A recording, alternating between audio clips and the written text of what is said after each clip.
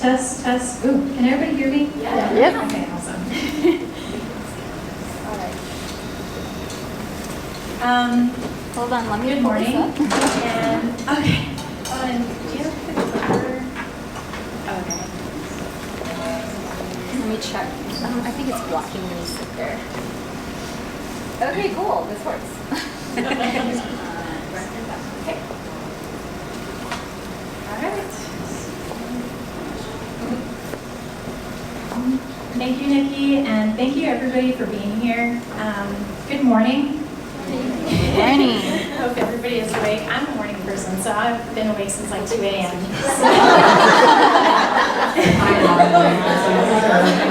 Yeah, I'm like fully awake. This is midday for me. So, thank you for joining us as we embark on a journey into the captivating realm of Reverie. But before we begin, I invite you to indulge in a moment of imagination. So, if everybody can close their eyes just for a moment, please, everyone, and let your distractions around you go for just a moment. Let your mind wander freely. Imagine a world where reality melts away, and the boundaries between what's real and what's not real blur. In this realm, our daily routine loosens its grip, and the power of imagination takes flight. In this sanctuary of reverie, you are the architect of your own destiny. Now, slowly open your eyes and let this experience linger with you just for a moment.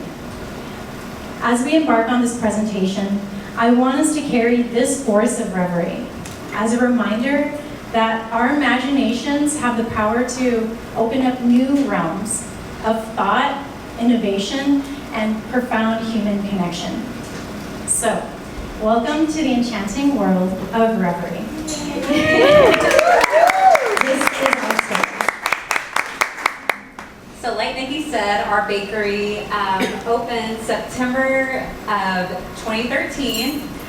We are located in Richardson on the southeast corner of Quaint and Campbell. We are 100% vegan, and about 50% of our items are also gluten-free. Yeah. Also, I'm Nancy and this is Racene. Yeah. All right, so here we are. We have an amazing team. We could not do it without them. And this isn't everyone on the team. We got who was That day. that day, but we're about 20 people in total now. Uh-huh. And like Racene said, we wouldn't be here without them. So Definitely not. like all the recipes, in the very beginning we started, but I think as we got new people, everyone kind of just started throwing in some of their ideas. Mhm. And now we have recipes from several amazing pastry chefs that work on our team. So it's pretty incredible. All right, Nancy. Okay, so this is my story. I'm from Laredo, Texas. I put a map of it because everyone always thinks it's El Paso, but it's not. It's down here in the south. I grew up on the border. I was born and raised in Laredo. And I grew up in a pretty traditional family. My parents really wanted me to, be a good student, and they immigrated to the United States with hopes that I would, just become something really great. I don't think they pictured this journey, but we'll get to that later. They enrolled me in things like cheerleading and public speaking, and I became like a really good performer when I was a kid. And it was fine until I reached high school and kind of started getting bullied a little bit. So I became a little introverted going into high school. And in my chemistry class, I met this guy who happens to be my husband now. And he introduced me to punk music. We started just talking about music. And I started listening to all kinds of punk bands. And I tried to talk to my family about it. They would hear all this crazy noise coming from my bedroom. And they're like, what are you listening to? I'm like, it's punk, Mom, it's punk music. And I started hanging out with kids from all over the place, San Antonio, from Monterrey, Mexico, like everywhere. There was a big punk scene of a bunch of like crazy teenagers and 20-year-olds. And I met this group that started taking me to a bunch of local shows. And in one of these shows, there was a table, a band was selling like t-shirts and CDs, and they had all this like vegan literature. And I was hooked. I picked up like a little pamphlet about veganism, and I took it home, and I think like within a week of reading all this stuff, I became vegan. And I remember it was the day before Thanksgiving, and I told my mom, and I was 15, and she was pissed. She was so mad. She was like, she's like, ¿qué es esto? I don't know, what is this? And I was like, I'm going vegan, Mom. And she's like, tomorrow's Thanksgiving. I don't know what you're gonna eat. So I became vegan, and in Laredo, there is nothing, nothing vegan. We cook with lentils and beans and all kinds of rices, so I just adjusted with what I had. And this was back in 2001, so vegan wasn't really a mainstream thing. So I think in Laredo, all we had was rice milk at the grocery store. Tofu, I had to go buy that in San Antonio. So anyway, I became really fascinated by baking, and baking was just like a really big part of my family's gatherings. So I just started veganizing a lot of recipes. So whenever my friends were trying to invite us to parties or invite me to the gatherings, like, hey, there's like this really awesome party going on, you want to come? I was really into my punk scene, and I was like, no, I can't. I have to veganize this chocolate chip cookie recipe because I'm going to be selling it in a punk show. I was just like going crazy veganizing recipes, and I decided halfway through getting my teaching degree that I wanted to go to pastry school. So literally in 1 month to next, I moved to Austin, and I went to Le Cordon Bleu, and I got my pastry degree. And of course my mom was pissed. I was like, why are you doing this to me? We're going into the food industry. And I was like, Mom, I know what I'm doing. I have an idea. I'm gonna open a vegan bakery one day. And she just kind of went with it. Now she talks to the whole family about me being vegan. I see my daughter's vegan, and yeah, she's okay with it now, but it took a while. And when I moved here, I moved here to Dallas because I got an internship to work with Bronwyn Weber. She's like an award-winning Food Network star. So I started making cakes at her bakery. And around that time, I met Racene. And I met her in a potluck, and I took a vegan chocolate cream pie, and Racene is like a ray of sunshine. She walked into the room and was like, oh my God, I heard somebody brought a chocolate cream pie, and we just started talking, and I think in just like a few, 5 years, we just decided, let's open a bakery together. We have a lot of things in common. You decorate cakes, let's just do this. And yeah, that's how I met Ray. Okay. So my story is my walls are filled with Backstreet Boys and NSYNC. They're very different. But my name is Racene Nguyen.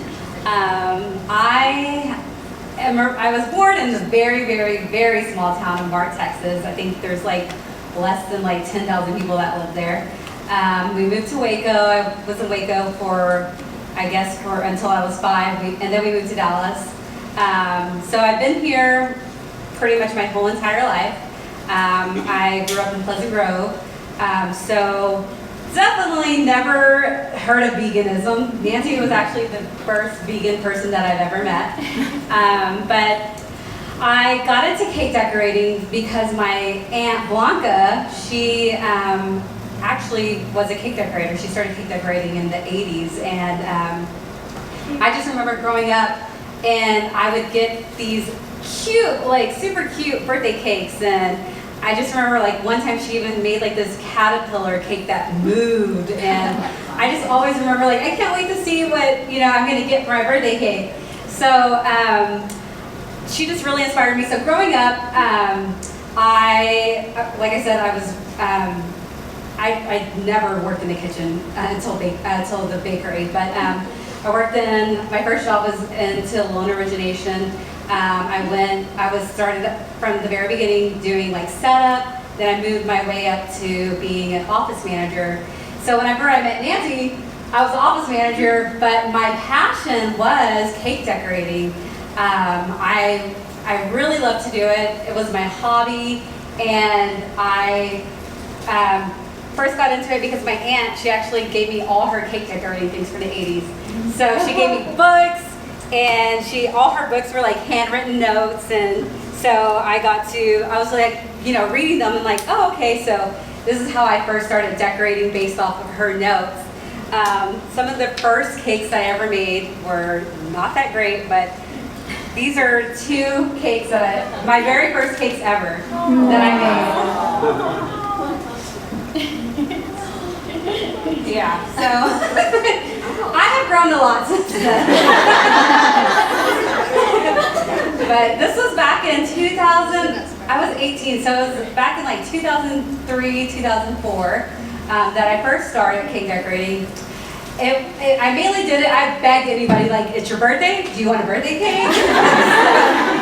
I would make it for anybody, whatever they wanted. Eventually I ended up moving to California for about 4 years, and so I didn't really decorate cakes then until I came back to Dallas. And anybody that had a birthday or any event coming up, I was like, do you need a cake? You know, I was putting myself out there just because I wanted to get the experience and to learn new techniques. This is before like Instagram. I learned everything based off looking at pictures.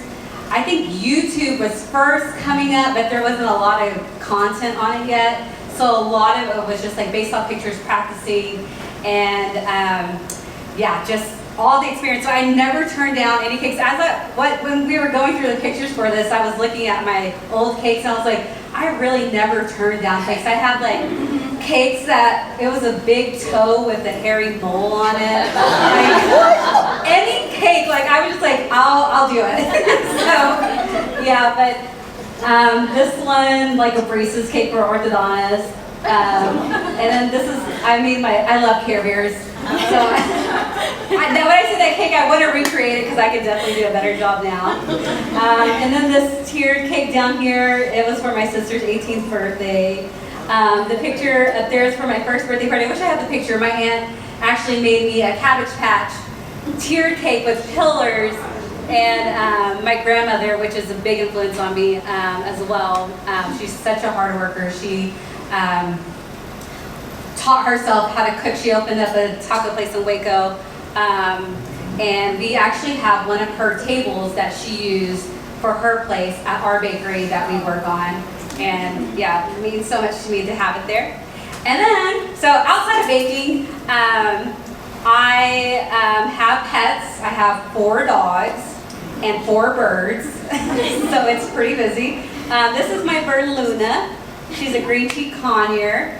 I took her to go see Santa Claus. She was my first pet I'd ever had. Growing up, my mom never let us have pets. So when I turned 30 years old, I got Luna, and It was supposed to be a Santa thing for cats and dogs. I yeah, but I took my bird. And Santa just couldn't turn it down. Yeah, she was so cute. But this is the first bird I took a picture with.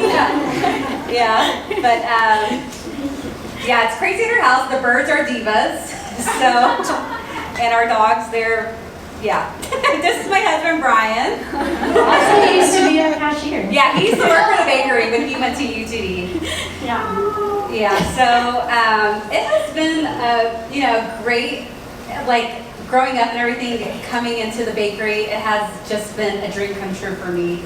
Because like I said, I grew up, my mom was a single mother. I didn't really have dreams. I just knew I wanted to be something. I just didn't know what I wanted to be. My mom didn't have a lot of time to like give us one-on-ones because I'm the oldest of 6 children. So it was really hard to have someone to look up to during that time. But just the people that I interacted with, meeting Nancy, definitely. I started talking about environmentalism. Yeah. I'm just like, we need to do this. Yeah, and definitely opened up my eyes too for me to like think of, you know, why I don't eat animals or anything like. It just opened up my eyes for that as well. So thank you, Nancy.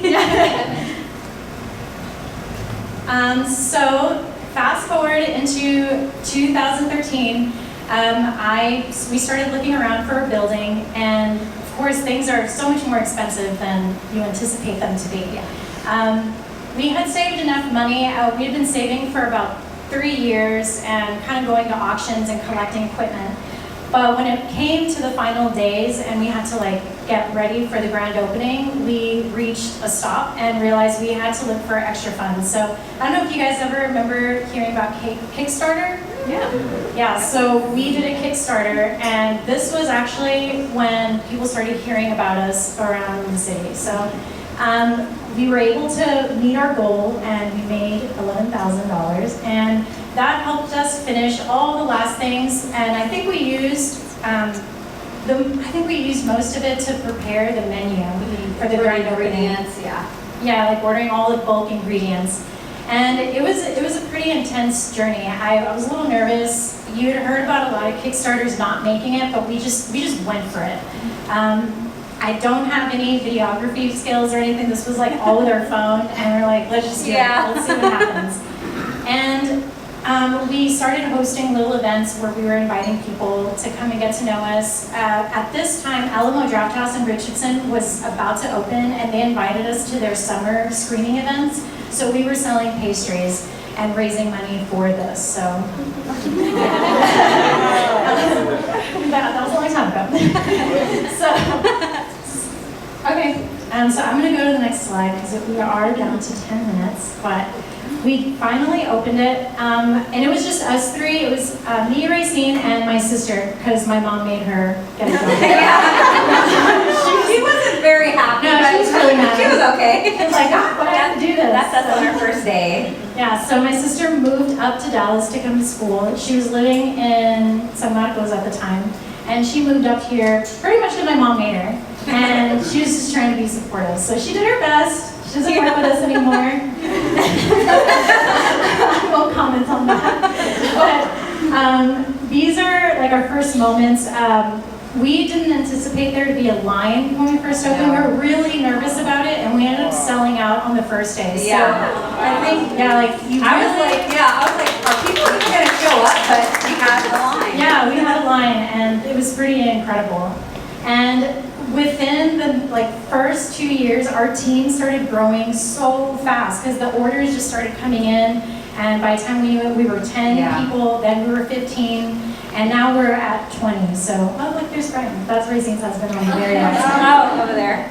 Yeah, when we first opened, Nancy and I were doing everything ourselves. We were working maybe like 16 to 18 hours a day. There was even a time where we slept at the bakery. Yeah, I have pictures, but I didn't have time to get it was just crazy. But you know, like despite like the long hours, being so tired, I never worked in a kitchen. I was on my feet, and I was so used to sitting at a desk. I did not regret it. I loved every moment of it. Yeah. So we kind of expanded into a bigger space. The people next door to us gave us their spot, and we knocked down the wall and we made the bakery just a little bit bigger. And it kind of allowed us to just start going, crazy on our menu. Yeah. Everybody was asking us for, oh, do you guys do raw vegan desserts? Oh, do you guys do fried donuts? Oh, do you guys? So we just went nuts with it. We didn't have a structure. We were just having fun with it. Yeah, we were just making whatever people were asking us to make. Yeah, we were just kind of going with the flow. We started off really simple, and we thought, let's just see where it takes us. Wow. So we started making all kinds of cakes. So the SpongeBob one at the bottom we made for Erica Badu. She ordered her kids' cakes from us. And her birthday cakes. We actually got to take it to her concerts. for her. And delivered to her house, to which her is house. amazing. We did, I don't know if you guys know the Smiths, we made Morrissey's like birthday cupcakes too. So it's pretty cool, like when we get to do like fun stuff like that. So in a similar sense, we just started going crazy with cake designs. Again, saying saying yes to every single type of order that We can do it. We can do this for tomorrow. We were just going crazy.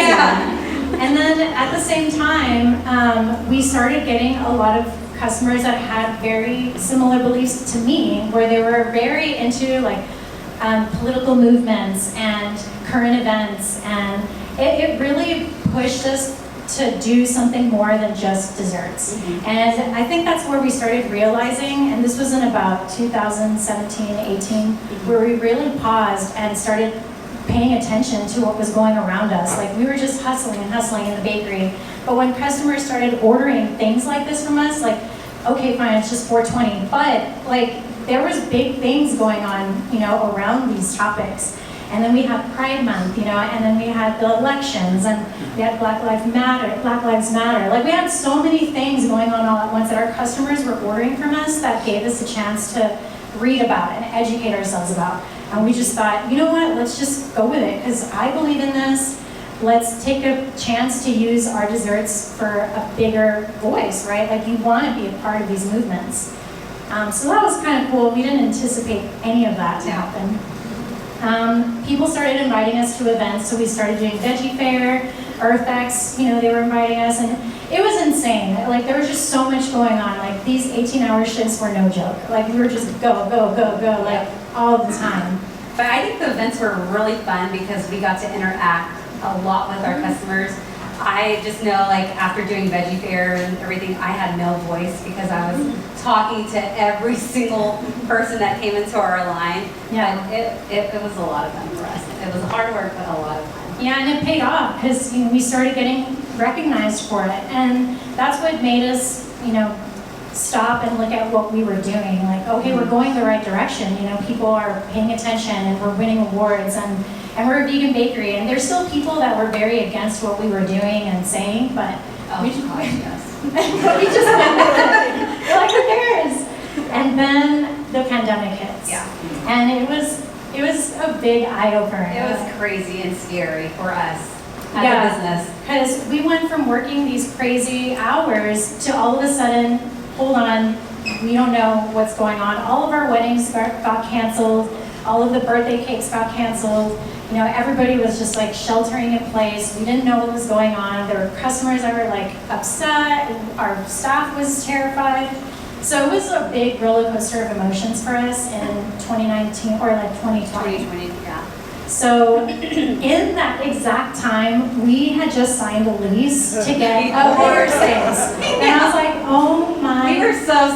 We didn't know what to do. Yeah. Because we were like, the state of the world, what's going to happen, what's coronavirus. Other businesses were shutting down. Yeah. And here we are trying to expand into a bigger spot. So we just went with it.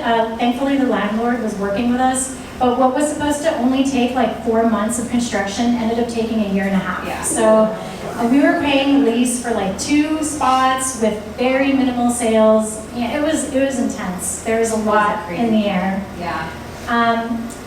So we kind of just went with it. We were paying attention to everything in the news. We saw how everyone else was just trying to adapt. And that's pretty much that's all we could do. And now looking back, I'm really, really grateful that we got the chance to learn from that experience. I'm not saying, thank goodness the pandemic happened. I'm just saying, like, we did learn from such a gigantic challenge. Yeah, it gave us a chance to slow down because we were going at such a speed where 2020 was going to be our biggest year that we had ever had. But when the coronavirus happened, everything stopped. And so Nancy and I were working almost every single day. Mm-hmm. So when the pandemic happened, we kind of slowed down and we were like, we don't need to be open this many days a week. Yeah. And why are we doing this to ourselves? we were so tired. Yeah, we were really tired. And so we just kind of started to scale back a little. We're like, no, let's just open 5 days a week. Let's just give our staff some time to rest. Let's rest ourselves and just kind of gather let's get back to the drawing board. Yeah. So we just started having fun, sort of, with the pandemic. And we just started making treats around it, but it was hard because ingredients were all back ordered. So we were running around like Whole Foods and Sprouts looking for ingredients because none of our suppliers had anything. It was so bad, it was so crazy. But we kind of tried to just get creative with what we could come up with. So there were a lot of kids that had to stay home, and a lot of parents were asking us for advice. Do you have anything? I was like, I'm not a parent, I don't know. Yeah. But, we have these cookie packs. Like, you can take this. Yeah, we started doing the cookie packs for people to decorate with their children, just something for them to do. Yeah, so even though it did take us a little bit to slow down, like we were just rushing and rushing, it did give us a chance to evaluate and pivot and just change like what we originally thought, like, oh, we can do it all, like realize we just can't do it all. You have to find a way to pick out the strengths of your business or of your idea or of your dream and run with that. And be willing to let go of those things. Like, it was so hard for us to let go. Yeah, it was very hard. Yeah. We used to do, like I said, we had like the custom cakes, and we stopped making custom cakes. And custom cakes were like one of my favorite things ever. And when we decided not to continue with them, it was really hard for me to agree. Like, me and Anthony both make the decisions together. Mm-hmm. So it took a lot for me to say, okay, I can step away, because I was working sometimes till midnight finishing custom cakes. And it was intense. Yeah. And then it was still up in the air. Like, we had a lot of custom cakes getting scheduled, but things were still getting canceled. So we were losing a lot of money from doing that. So we decided we just have to take them off. There's just no way we can survive this. It's just not consistent enough. And I hope that, it can kind of allow you to see that sometimes you have to make those sacrifices. You start off with something that's your passion, and I know it was Racene's passion to do cakes, but you have to let it go. Sometimes it's just not working, and it's okay, because there's sometimes better opportunities that you don't see at that moment yet. But if you give that chance to change your dream a little bit, new opportunities and new people and new things can come your way, but you have to allow it to get there. So we changed that, and then we took off a lot of things from our menu. We took off raw vegan desserts because the ingredients were just impossible to find for us. And custom cakes were gone. And we kind of just started streamlining. Like, we kind of started looking at what other successful businesses were doing and started learning from that. Like, who were the ones that made it through the pandemic, and who were the ones that were still growing.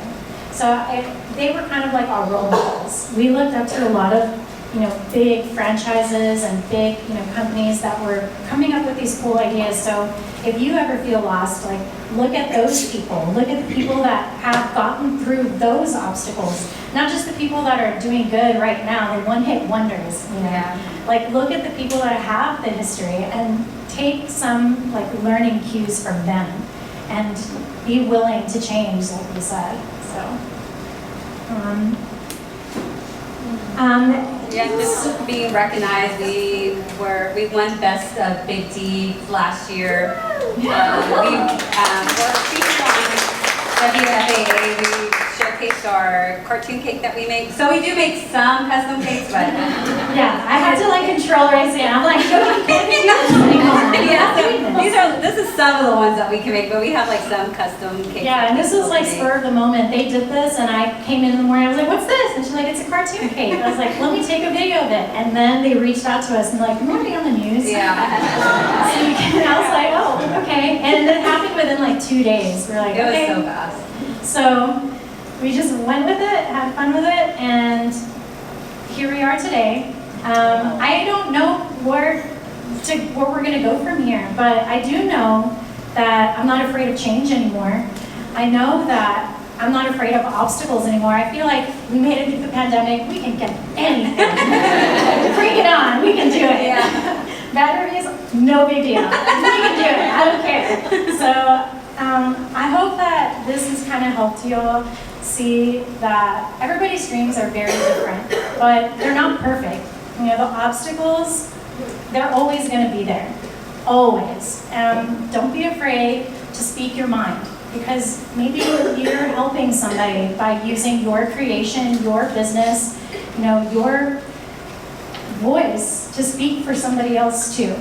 So I hope that you all enjoyed our presentation. Thank you for having us.